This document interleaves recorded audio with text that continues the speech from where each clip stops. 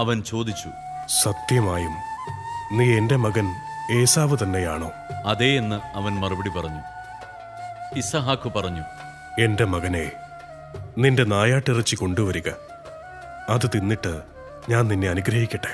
ഇസഹാക്ക് അത് ഭക്ഷിക്കുകയും അവൻ കൊണ്ടുവന്ന വീഞ്ഞു കുടിക്കുകയും ചെയ്തു. ഇസഹാക്ക് അവനോട് പറഞ്ഞു, നീ അടുത്തു വന്ന് എന്നെ ചുംബിക്കുക. അവൻ ചുംബിച്ചപ്പോൾ ഇസഹാക്ക് അവന്റെ ഉടുപ്പ് മണത്തു നോക്കി അവനെ അനുഗ്രഹിച്ചു. കർത്താവ് കനിഞ്ഞനുഗ്രഹിച്ച വയലിന്റെ മണമാണ് എൻ്റെ മകൻ്റേതെന്ന് അവൻ പറഞ്ഞു.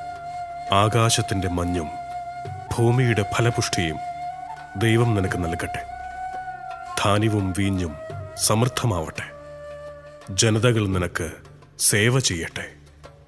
രാജ്യങ്ങൾ നിന്റെ മുൻപിൽ തലകുനിക്കട്ടെ. നിന്റെ സഹോദരർക്ക് നീ നാഥനായിരിക്കുക.